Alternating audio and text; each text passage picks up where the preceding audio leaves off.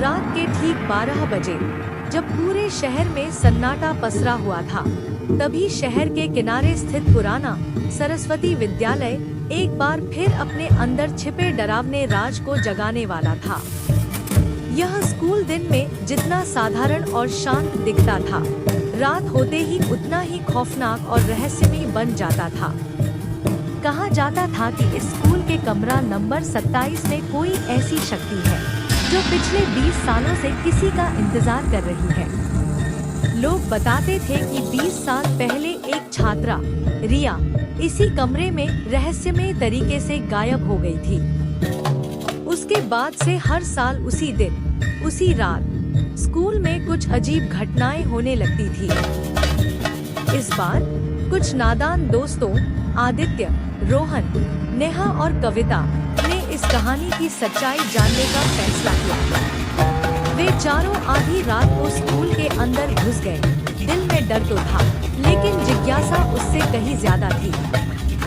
जैसे ही वे स्कूल के गेट के अंदर दाखिल हुए, हवा अचानक ठंडी हो गई और चारों ओर अजीब सी खामोशी छा गई, जैसे दीवारें भी उन्हें घूर रही।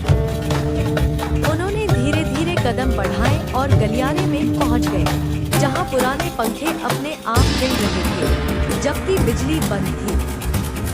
नेहा ने डरते हुए कहा, मुझे लगता है हमें वापस चलना चाहिए। लेकिन आदित्य ने हंसते हुए कहा, डरपोक मत बनो, हम बस सच जानने आए हैं। तभी अचानक एक तेज आवाज आई, ठक ठक ठक, जैसे कोई लकड़ी के दरवाजे को अंदर से खटखटा रहा। सबकी नजरें कमरा नंबर 27 की ओर चली गई। दरवाजा थोड़ा खुला हुआ था और अंदर से अंधेरा बाहर झांक रहा था। रोहन ने हिम्मत जुटाई और दरवाजा पूरी तरह खोल दिया। अंदर घुसते ही उन्हें महसूस हुआ कि कमरे का तापमान बाकी जगह से बहुत कम है। दीवारों पर पुराने खून के निशान जैसे धब्बे दिख रहे थे और ब्लैकबोर्ड पर चौक से कुछ लिखा था, क्या तुम मुझे ढूंढने आए हो? यह देखकर कविता के हाथ कांपने लगे। तभी दरवाजा अपने आप जोर से बंद हो गया। चारों घबरा गए और दरवाजा खोलने की कोशिश करने लगे, लेकिन वह हिल भी नहीं रहा था। तभी कमरे के कोने से किसी के रोने की आवाज आने लगी, धीमी, दर्द-भरी सिसके। आदित्य ने कांपते हुए टॉर्च उस दिशा में घुमाई और वहां उन्हें लड़की की परछाई दिखाई दी, जिसके बाल उसके चेहरे को ढके हुए थे।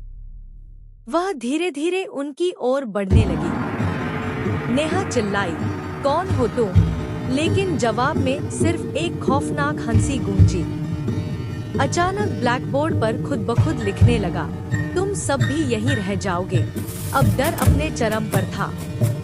रोहन ने जोर लगाकर दरवाजा तोड़ने की कोशिश की, लेकिन तभी उस लड़की की आत्मा ने उसका हाथ पकड़ लिया। उसका स्पर्श बर्फ जैसा ठंडा था। रोहन जोर से चीखा और उसकी आंखें डर से फैल गईं। बाकी तीनों ने उसे छुड़ाने की कोशिश की, लेकिन वह शक्ति बहुत ज्यादा ताकतवर थी। तभी आदित्य को याद आया कि उसने सुना था कि रिया की आत्मा को शांति तभी मिलेगी जब उसकी अधूरी कहानी पूरी की जाएगी। उसने हिम्मत करके पूछा, तुम्हारे साथ क्या हुआ था? अचानक सब कुछ शांत हो गया। वह परछाई रुक गई और धीरे धीरे उसका चेहरा दिखने लगा, पीला, डरावना और आंखें पूरी तरह काली।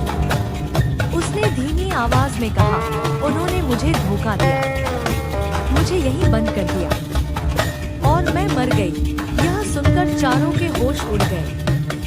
आदित्य ने पूछा, कौन थे वो? तभी दीवारों पर खून से नाम उभरने लगे, स्कूल के पुराने स्टाफ के कुछ नाम। रिया की आत्मा बदले की आग में जल रही थी। उसने कहा, मैं उन्हें सजा दे चुकी हूँ, अब तुम मेरी कहानी दुनिया तक पहुँचाओ। अचानक दरवाजा खुल गया और चारों बाहर भागे। जैसे ही वे स्कूल से बाहर निकले, पीछे मुड़कर देखा तो पूरा स्कूल अंधेरे में डूब चुका था, जैसे वहां कभी कुछ था ही नहीं। अगले दिन उन्होंने पुलिस को सब कुछ बताया, लेकिन किसी ने उनकी बात पर यकीन नहीं किया। लेकिन जब स्कूल की पुरानी फाइलें खोली गई, तो सच सामने आया। रिया सच में 20 साल पहले गायब हुई थी और जिन नामों का जिक्र उसने किया था, वे सभी लोग रहस्यमय तरीके से कुछ सालों में मर चुके थे। उस दिन के बाद से कमरा नंबर 27 हमेशा के लिए बंद कर दिया गया। लेकिन कहते हैं, आज भी रात के 12 बजे उस कमरे से किसी के रोने की आवाज आती है और ब्लैक बोर्ड पर खुद ब खुद लिखा दिखता है, क्या तुम अगला शिकार बनोगे?